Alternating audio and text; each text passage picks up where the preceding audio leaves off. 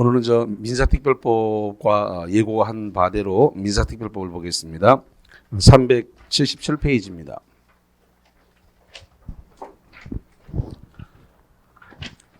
주택임대차 보호법이 377페이지 그쪽에 있네요. 그래서 거기부터 봅니다. 오늘 나간 자료도 전부 다 민사특별법에 관한 자료가 쫙 다 나갔습니다.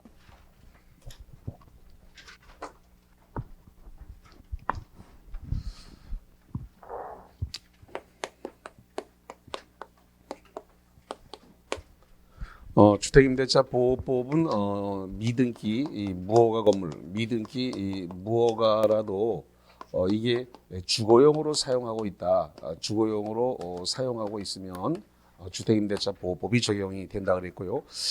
다만 일시 사용이 명백하다. 일시 사용이 명백한 경우. 명백한 경우는 주거용이라도 주택임대차법은 적용하지 않는다 이렇게 했습니다. 자, 그다음에 대항 요건을 갖춰야 된다 그랬는데 이 대항 요건이라는 것 자체가 주택을 인도받고 그다음에 전입 신고를 하게 되면 이게 대항 요건이다 그랬습니다. 그럼 여기에 대해서 대항력이라는 게 발생한다 그러는데 대항력은 요 두 가지를 같이 갖추게 되면 요 다음 날이란 말을 우리가 이 길이라고 표현하기도 합니다. 이 길. 다음 날 오전 0시에 대항력이 발생한다 그랬습니다. 그래서 오전 0시입니다. 그래서 대항력 발생은 대항 요건을 갖춘 다음 날 오전 0시다. 자, 그다음에 우선 변제권이 발생을 하기 위해서는 대항 요건은 주택의 인도와 전입 신고까지가 대항 요건입니다. 대항 요건을 갖춘 상태에서 여기서 확정 일자를 받아야 된다 그랬습니다. 확정 일자. 확정 일자를 받아야 되는데 이 대항 요건의 뜻을 잘못 알고 있으신 분이 있으세요. 대항 요건은 선순위보다 먼저 받는 거예요? 선순위보다 먼저 받는 거 아니에요? 선순위보다 먼저 받는 거 아니에요. 그래서 조심하셔야 돼요. 우선 변제권은 선순위보다 먼저 받는 게 아니라 후순위 권리자, 기타 권리자보다 먼저 받는 겁니다. 그래서 조심하셔야 돼요. 선순위보다 먼저 받는 게 아니고 후순위 권리자, 기타 일반 채권자, 일반 채권자보다 지금 우선 변제를 받는다는 뜻입니다. 그래서 선순위보다 우선 변제권의 뜻이 선순위보다 먼저 받는다는 것은 아닙니다. 후순위 권리자, 여기서 일단 이거부터 주택임대차, 이 임대차는 물건이에요, 채권이에요?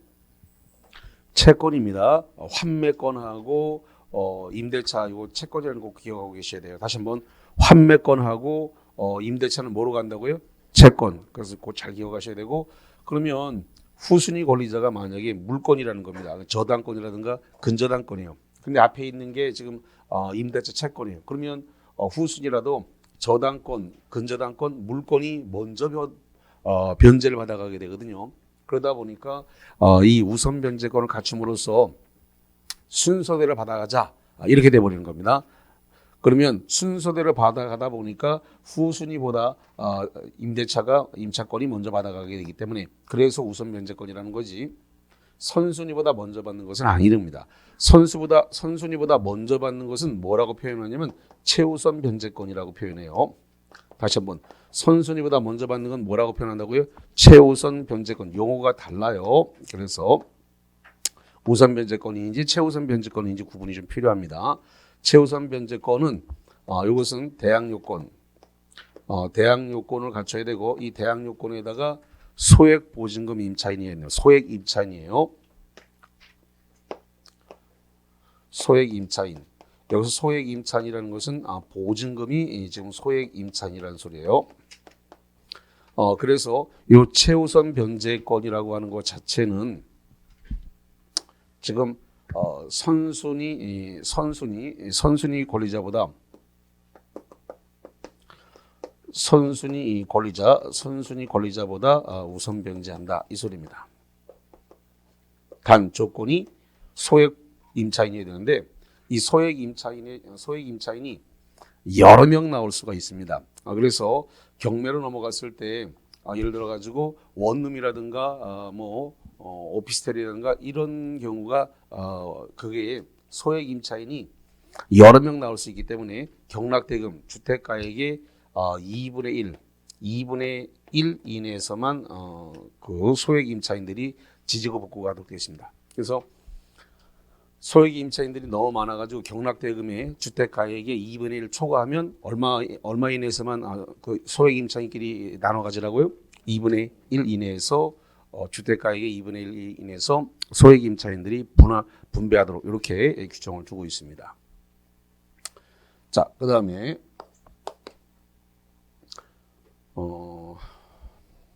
일단 그 존속기간과 관련해서 존속기간은 원칙적으로 이것은 약정이 있으면 약정에 따릅니다. 약정은 우리가 특약이라 그래요. 그래서 약정이 있으면 약정기간으로 하면 됩니다. 특약한 그 기간으로 하면 됩니다. 그러면 예를 들어서 3년 했는지 4년 했는지 5년 했는지 모르겠습니다. 그 기간으로 존속기간을 정하면 됩니다. 그런데 만약에 이게 지금 존속기간을 정하지 않았습니다. 약정기간이 없어요. 약정기간이 없으면 법에서는 2년을 보장해 줍니다. 따로 정함이 없으면 존속기간은 2년이다 라고 하는 거. 자, 그 다음에 법정갱신에 대한 부분인데요. 법정갱신과 관련해서 첫 번째, 임대인은 기간 만료 6월에서 2월입니다. 임대인 6월에서 기간 만료, 임대차 만료 6월에서 2월입니다. 2월 전까지 조건 변경을 통지를 하지 않거나 갱신 거절에 대한 통지를 하지 않았다는 겁니다. 누가 안 했다고요?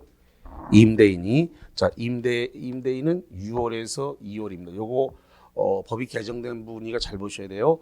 작년까지는 6월에서 1월이었습니다. 6월에서 1월이었는데 법이 개정돼서 6월에서 1월이 아니라 얼마로 바뀌었다고요? 2월로 바뀐 거니까 특별히 신경을 쓰셔야 됩니다. 그 다음에 임차인에 대한 규정도 있습니다. 임차인도 기간 만료 2월 전까지 갱신 거절 이거를 갖다가 통지를 해야 되는데 안 하게 되면 전 임대차와 동일한 조건으로 갱신된 것으로 봅니다. 이게 갱신이 됐을 때 기간은 몇 년을 보냐면 따로 정함이 없는 한 갱신되면 2년입니다. 갱신된 기간은 2년으로 봅니다.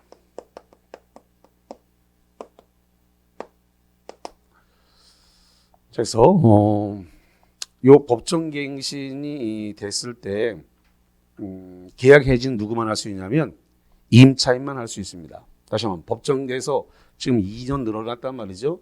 2년 늘어났을 때 이 부분에 대해서 중간에 계약을 깨고 싶은데 누구만 깰 수 있다고요? 임차인만 깰 수 있어요. 그래서 법정갱신된 부분에 대해서 임차인은 언제든지 해지 통고할 수 있습니다. 언제든지 해지를 통고할 수 있고, 해지 통고했다고 해서 바로 효력이 발생하는 건 아니고 해지 통고를 해서 임대인이 받은 날로부터 3개월이 경과해야 효력이 생깁니다. 얼마가 지나간다고요? 3월. 3월이 경과해야 효력이 임대차 해제 효력이 발생을 하게 됩니다. 3월이 경과를 해야 된다라고 하는 거. 자, 그 다음에 7번째로서 계약갱신 청구권인데 계약갱신 청구권입니다. 요 계약갱신 청구권을 임차인이 기간 만료 6월에서 2월 전까지 임차인이 기간 만료 6월입니다. 6월에서 2월 전까지 행사할 수 있습니다. 1회 한 번에 한해서 1회에 한해서 행사할 수 있고요. 요 행사하면 계약갱신 얼마로 보냐면 2년으로 봅니다. 계약갱신 청구를 하면 얼마로 본다고요? 2년 이렇게 갱신됩니다. 이 계약갱신된 것에 대해서 요 2년을 다 임차인이 2년을 다 살아야 되느냐? 그건 아니고 이게 갱신됐다 하더라도 다시 임차인만 계약 해지권이 또 있습니다. 다시 한번 요 계약 갱신에 대해서 임차인이 언제든지 또 해지할 수 있어요. 임차인 해지 통고가 가능합니다. 해지 통고를 하게 되면 이렇게 똑같습니다. 3월에 경과해야만이 효력이 발생된다라고 하는 점입니다. 자, 그 다음에 차임이라든가 보증금을 차임 또는 보증금에 대해서 증액을 할 수 있는데 증액 청구를 해서 증액을 할 수 있는데 이것은 20분의 1년에 20분의 1 범위 내에서 20분의 1은 5%입니다. 5%의 범위 내에서 이제 차임 보증금을 증액할 수가 있습니다. 자, 그다음에 임차권 등기 명령인데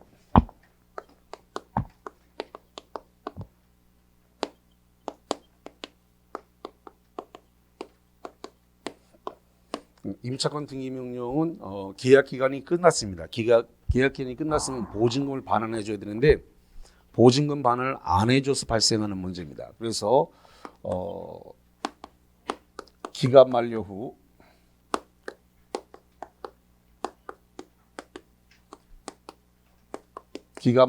보증금을 갖다가 반환을 안 해줬다 이거죠. 이렇게 되면 여기에 대해서 법원에다가 신청을 하게 됩니다. 임차권 등기 명령을 신청할 수 있고 법원이 2년 결정을 해서 받아들여진다면 그러면 임차권 등기 명령에 들어간 비용, 이 비용은 임대인에게 청구할 수 있습니다. 임차권 등기 명령에 소요된 비용은 누구한테 청구한다고요? 임대인, 임차인이 임차권 등기 명령을 법원에 신청을 했고 거기 들어간 비용은 임대인에게 청구를 하도록 이렇게 되어 있습니다. 요 임차권 명령이 되어지게 되면은 그러면 만약에 임차권 명령이 끝났다, 임차권 명령이 돼서 임차권 등기가 되면 거기에 대해서 대항력과 그다음에 우선 변제권 이것이 없던 사람은 발생을 합니다. 없던 임차인에게는 발생을 하고 만약에 있던 사람이면 이사를 나가더라도 그대로 대항력과 우선 변제권은 그냥 유지가 되도록 이렇게 되어 있습니다. 그래서 보증금 반환을 안 받은 상태에서 이사를 나가더라도 대항력과 우선 변제권이 지금 없던 사람은 발생하고 있던 사람은 유지된다. 그다음에 변제를 할 때 동시이행 관계냐 알았다고 했을 때 임대차 보증금 반환과 임차권 등기 명령의 말소는 동시행 관계다 아니다. 아닙니다. 이거 그래서 동시행 그래서 임차권 등기 말소 이 임차권에 대한 등기 말소하고 변제 이 보증금 변제는 동시이행 관계다 아니다? 아니다. 이 동시이행 관계는 아닙니다. 자, 그다음에 임차권 승계와 관련해서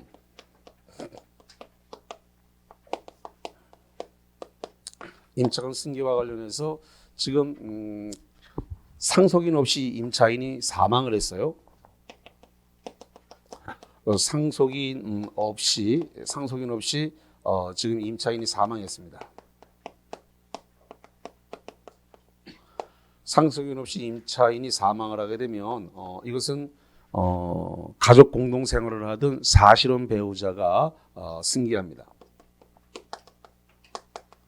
사실혼의 배우자가 권리 의무, 이 권리 의무를 승계하도록 이렇게 되어 있습니다. 권리 의무를 사실혼 배우자 쪽에서 권리 의무를 승계하도록 이렇게 하고 있습니다.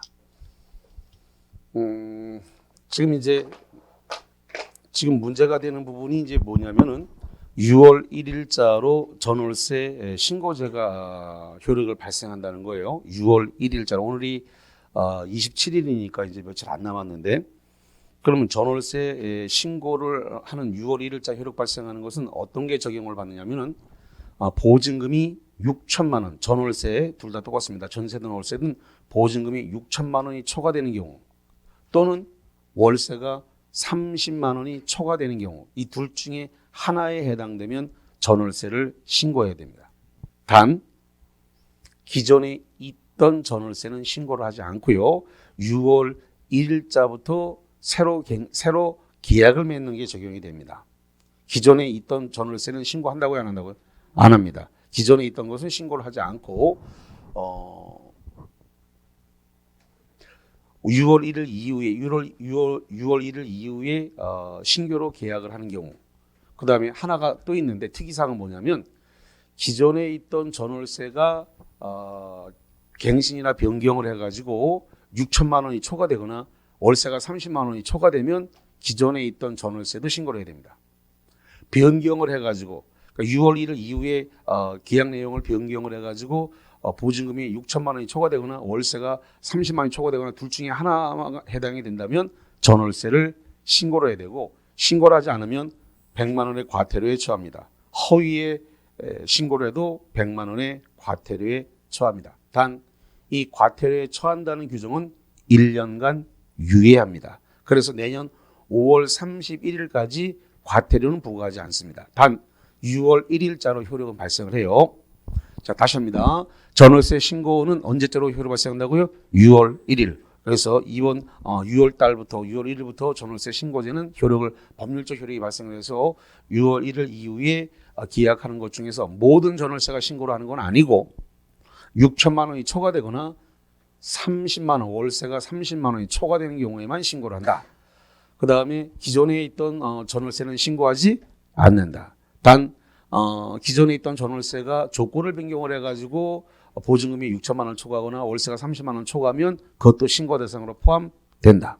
그 다음에 전입 신고를 하면서 계약서를 제출을 하게 되면 그러니까 6천만 원이 초과되거나 30만 원이 초과되는 경우에 전입 신고를 하면서 계약서를 제출하게 되면 그러면은 확정일자도 한 걸로 하고 전월세 신고도 다 한 것으로 의제 처리를 해줍니다. 일괄적으로 한꺼번에 다 처리를 해주도록 법이 이렇게 됐습니다.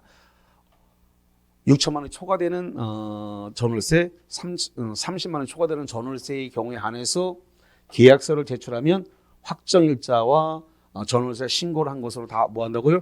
본다. 다 처리, 일괄 처리 다 해주도록 됐습니다. 초과된 경우만 그렇습니다. 그래서 조금 아마 지금 시작 단계라서 아마 좀 그런 것 같고 아마 전체 다 모든 전월세가 신고할 때까지는 아마 조금 시간이 몇 년 유예 기간이 있어야 되지 않나 이렇게 보여집니다.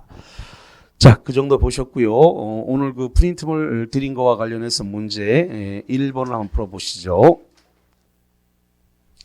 자, 1번 주택임대차보호법에 관한 설명 중 틀린 것은 뭐가 틀렸을까요? 2번이 틀렸습니다. 1번은 기간이 약정이 없는 경우에 기간은 2년을 본다. 요거죠. 기간에 정함이 없으면 2년으로 보는 거니까 맞습니다. 자, 그 다음에 두 번째, 법정갱신된 경우에 임대인은 언제든지 해지 통고를 할 수 있다. 여기 법정갱신된 거에 누구만 언제든지 해지 통고할 수 있어요? 임차인만 언제든지 해지 통고를 할 수 있고 임대인에게는 해지권이 없습니다. 법정갱신된 것에 대해서 임대인은 계약 해지권이 없네요. 법정갱신된 거 임차인에게만 있습니다. 단 임차인이 해지 통고를 했다고 해서 바로 효력이 발생하는 건 아니고 3월이 경과돼야 효력이 발생을 하는 것입니다. 자, 그래서 2번 틀렸고요. 임대인을 임차인으로 바꿔야 되고, 그 다음에 세 번째, 기간을 1년 미만, 1년으로 약정한 경우에 임대인은 1년을 주장할 수 없다. 맞습니다. 임차인은 1년 계약하고 1년 주장할 수 있지만, 임대인은 1년 계약에도 2년을 보장해줘야 되는 문제가 있기 때문에 임대인은 1년 주장 안 됩니다. 세 번째, 기존 채권을 임대차 보증금으로 전환하여 임대차 계약을 체결한 경우에도 동법은 적용된다. 그렇습니다. 기존 채권을 임대 보증금으로 하기로 약정을 했다면 그것이 주택임대차 보법 적용 대상이 됩니다. 다섯 번째, 다가구형 단독주택. 다가구형 단독주택의 경우에 임차인이 그 주택의 일부를 임차하고 전입신고를 할 때 집원만 바르게, 그 집원만 동그라집니다. 집원만 바르게 기재하면 대항력이 생긴다. 다가구는 단독주택으로 들어가기 때문에 집원만 정확히 기재를 하면 됩니다. 근데 만약에 시험 문제가 5번이 다가구형 단독주택이 아니고 다세대라고 문제가 나오면 집원만 기재하면 효력이 없습니다. 그러면 다세대라고 주면 집원 플러스 동호수까지 다 기재를 해야 됩니다. 다시 한번 5번이 뭐라고 주면은 집원만 기재하면 안 된다고요? 다세대. 문제가 5번 문제가 다세대라고 바꿔서 나오게 되면 집원 플러스 동호수까지 다 기재를 해야만 효력이 생깁니다. 다가구라고 했기 때문에 동호수가 없어서 집원만 기재하면 됩니다. 자, 맞는 말이 되겠고요. 자, 2번 문제 들어가 봅니다. 자, 2번 주택임대차법에 관한 설명 중 틀린 것은 무엇이 틀렸을까요? 4번 틀렸네요. 자, 1번 임대인이 차임 증액을 청구한 경우에 약정한 차임의 20분의 1, 5%를 초과할 수 없다. 그렇습니다. 여기 차임 보증금, 차임이나 보증금을 증액을 청구했을 때 그 범위가 20분의 1 이내에서만 됩니다. 20분의 1은 5%입니다. 그래서 1년에 올릴 수 있는 건 20분의 1, 5%밖에 못 올리게 돼 있어요. 5분의 1을 초과할 수 없습니다. 20분의 1을 초과할 수 없고요. 자, 그 다음 두 번째, 증액 청구 시 제한 규정은 임대차 종료 전 당사자의 합의로 증액됐다. 거기 박스 보세요. 합의로 증액됐다는 말. 합의로 증액된 경우에는 적용되지 않는다. 그렇습니다. 합의에 의해서 증액할 때는 이 5%, 20분의 1이 룰이 적용되지는 않습니다. 그 다음에 세 번째, 임차인이 상속권자 없이 사망했다. 이거는요. 임차인이 이 상속인 없이 사망을 한 이 케이스입니다. 상속인 없이 사망하면 그 주택에서 가정 공동 생활을 하던 사실혼자는 사실혼의 배우자죠. 사실혼의 배우자는 임차인의 지위를 승계한다. 그래서 이 사실혼의 배우자가 권리 의무를 승계하게 돼 있어요. 그러면 거기 이 임차주택에 있던 보증금도 이 사실혼 배우자가 받아서 나갈 수 있는 그런 겁니다. 다만 임차권 승계를 원하지 않는다. 임차권 승계를 원하지 않으면은 그건 바로 1개월 내에 원하지 않는다는 것을 임대인에게 표시합니다. 다시 한번 임차권 승계를 원하지 않으면 언제까지 그 사실을 통제된다고요? 1월 1개월 내에 나 승계 원하지 않는다라는 사실을 의사표시해야 합니다. 자, 그다음에 네 번째, 보증금 반환 의무와 임차권 등기 명령에 의한 임차권 등기 말소 의무는 동시 이행 관계에 있다. 이거네요. 임차권 등기 말소와 변제는 동시 이행 관계가 아니다? 아니다. 그러면 이거를 애우려고 하지 말고요. 민법 전체가 다 적용되는 법리는 채권이 등기가 돼 버렸습니다. 그래서 책에서 채권 돈 받을 게 있는데 안 주니까 그걸 등기를 했거나 뭐 기타 사유에 의해서 채권이 등기가 돼 있을 때 그러면 이 등기된 채권을 변제하면서 말소하려고 했을 때 먼저 변제가 선이행입니다. 다시 한번 등기되어 있는 채권을 말소할 때는 동시행이 되지 않기 때문에 뭐가 선이행이라고요? 변제를 먼저 해야 등기를 말소시킬 수 있습니다. 그래서 요거는 단 한 번도 예외가 없습니다. 등기되어 있는 채권을 말소할 때는 동시행이 아니라 뭐가 선이행이라고요?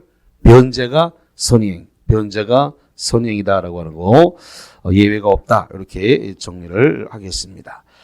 자, 주택임대차보호법 그렇게 보셨고요. 올해 출제가 강력하게 예상되는 부분에 대해서는 요 계약갱신 청구권입니다. 그래서 요 계약갱신 청구, 계약갱신 요구 이렇게 얘기를 하는데 이 계약갱신 요구할 수 있는 이 청구권은 올해 출제가 강력하게 예상이 되는 부분이니까 요거를 올해 여기가 출제될 가능성이 제일 높아요. 요거를 잘 보셔야 됩니다. 그래서 계약갱신 요구권은 기간 만료, 임차인이 기간 만료 언제서 얼마라고 그랬다고요? 6월에서 2월. 그래서 한 번만 1회만 행사를 할 수 있다라고 하는 게 중요합니다. 왜냐하면 제가 조금 있다가 상인법, 상가건물 임대차 보호법으로 갈 건데 상가건물 임대차 보호법에서는 계약갱신 요구권이 언제까지 할 수 있을까요? 얼마큼 할 수 있을까요? 10년까지 할 수 있어요.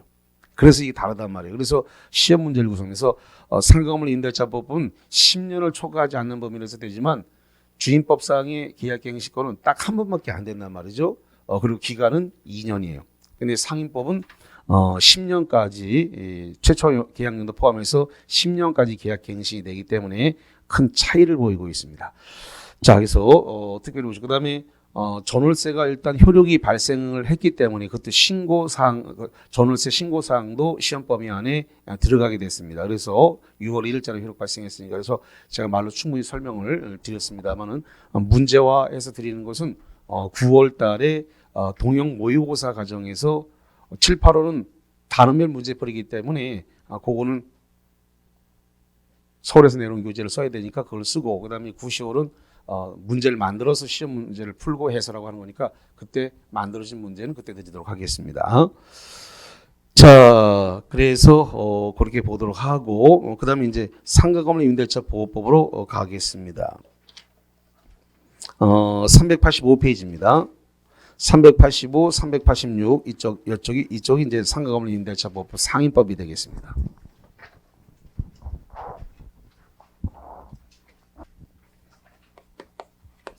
자, 상가건물 임대차 보호법인데요.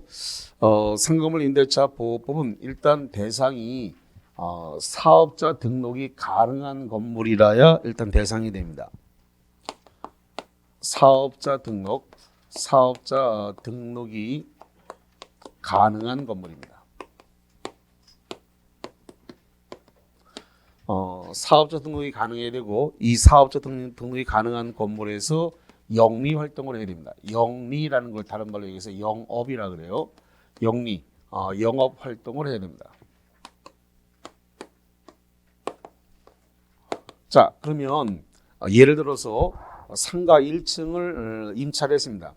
상가 1층을 임차를 했는데 거기서 어떤 무슨 동창회 사무실로 쓴다든가 무슨 향후의 사무실로 쓴다든가 무슨 종친회 문중 이런 사무실로 쓴다든가 무슨 등산 상학회 이런 사무실로 사용하는 경우에 그것은 영업 활동 영리 활동이 아니기 때문에 그런 경우는 상가라 하더라도 상인법 상가건물 임대차 법을 적용한다 안 한다? 안 한다. 그래서 상가라고 해서 무조건 다 적용되는 것은 아닙니다. 영리 활동 영업 활동을 해야 적용이 된다라고 하는 거.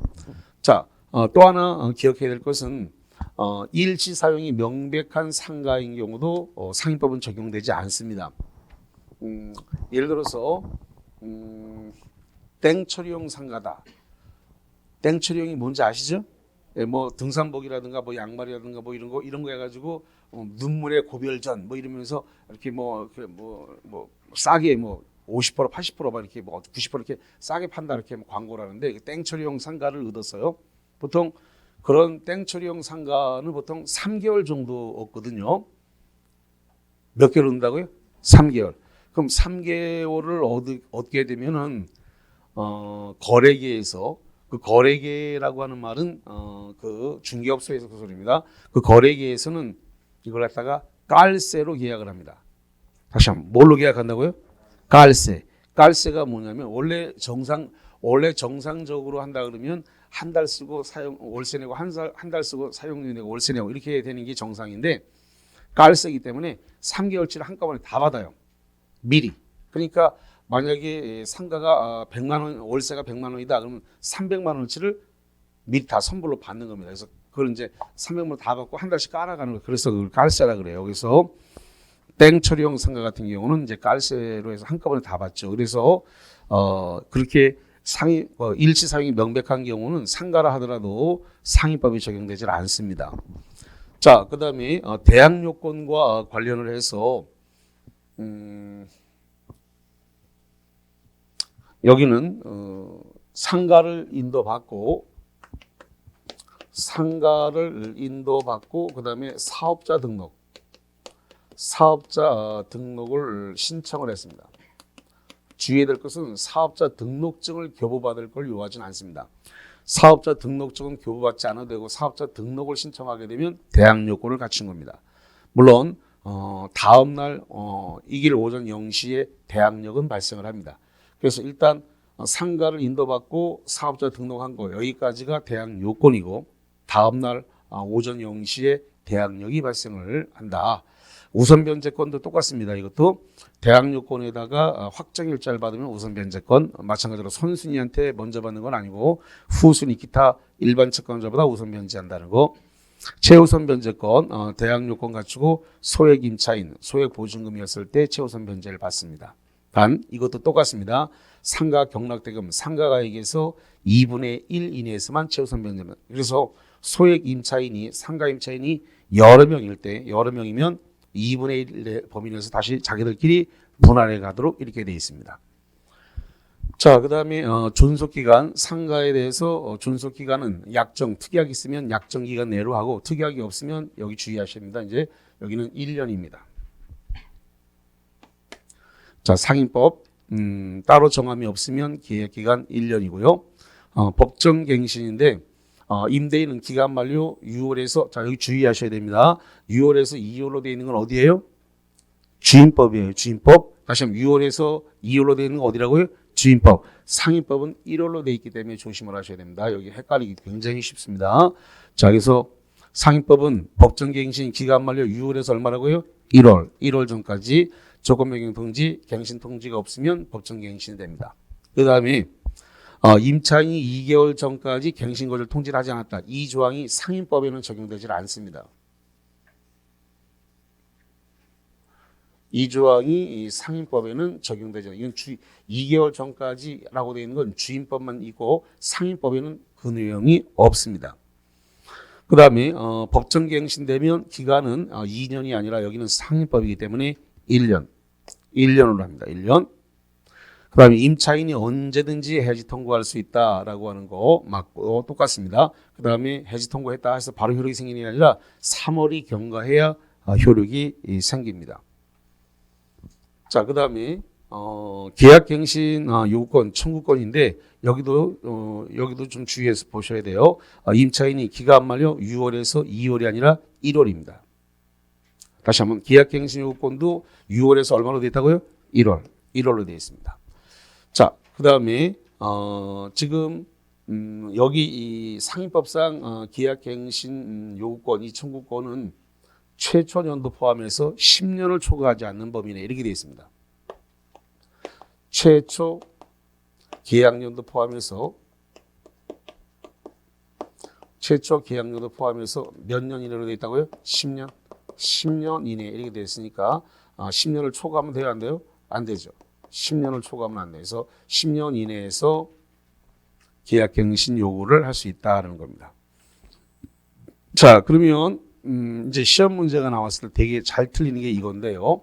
법정갱신에서 이 법정갱신이 10년 이내에서만 허용한다.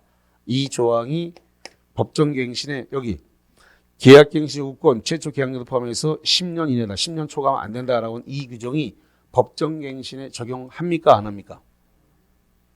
이게 시험 문제입니다. 이게 법정갱신은 10년 이내에서 허용한다는 규정을 적용하지 않습니다. 그러니까 뒤집어 얘기해서 10년을 초과하더라도 법정갱신할 수 있다 없다?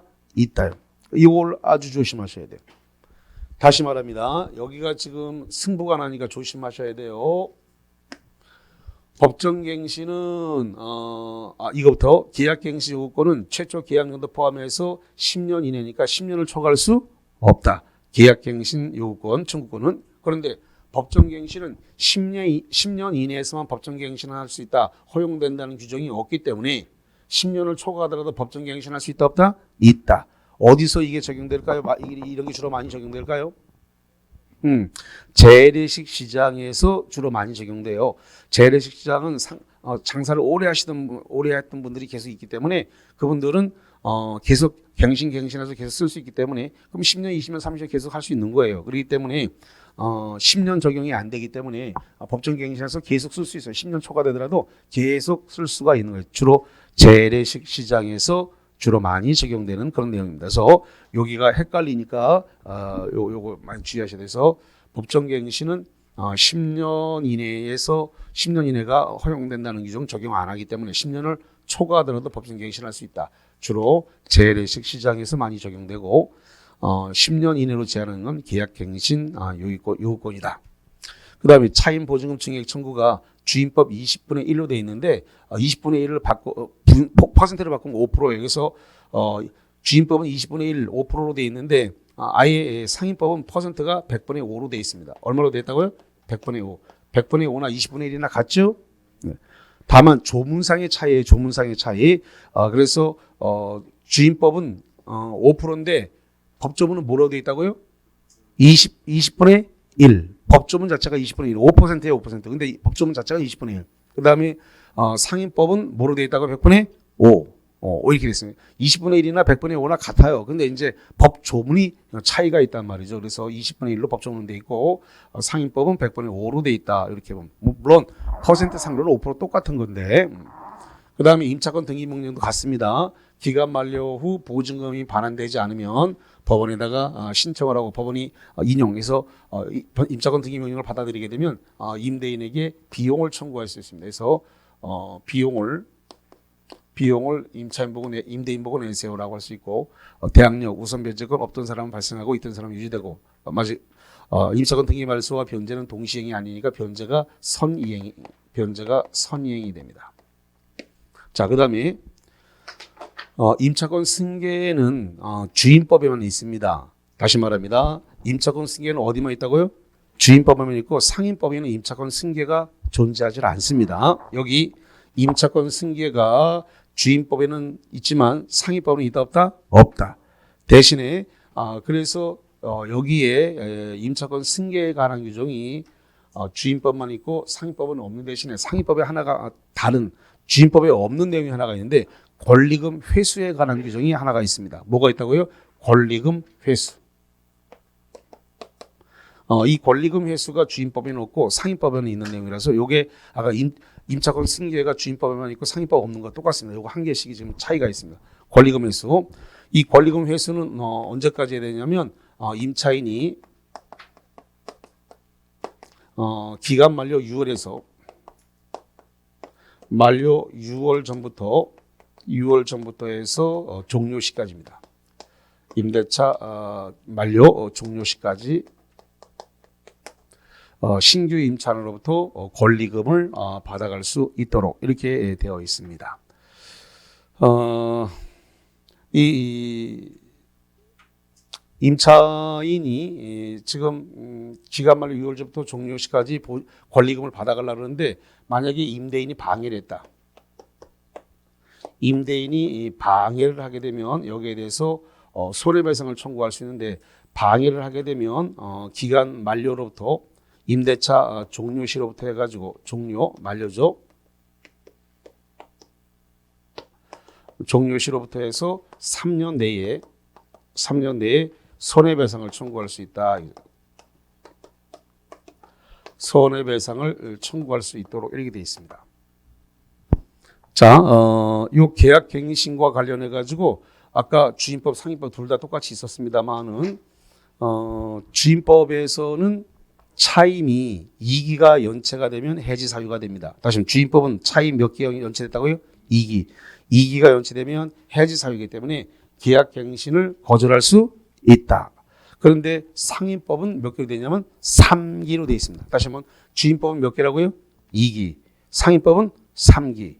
그러면 계약갱신 요구를 뭐 할 수 있다? 거절할 수 있다. 그 다음에 양쪽 다 똑같은 내용이 있는데 임차인이 중대한 과실로 목적물을 파손했습니다. 무슨 과실로요? 중대한 과실. 중대한 과실로 목적물을 파손하게 되면 파손하였으면 계약갱신 요구를 뭐 할 수 있다? 거절할 수 있다. 무슨 과실이라고요? 중대한 과실. 그럼 말을 뒤집어서 경과실로 파손한 경우는 계약갱신을 거절할 수 있다 없다? 없다. 이렇게 됩니다. 그래서 그거 좀 구분해서 보시면 되겠고요. 자, 이 정도 보신 상태에서 거기 문제 3번 문제를 한번 보시죠. 자, 3번 보겠습니다.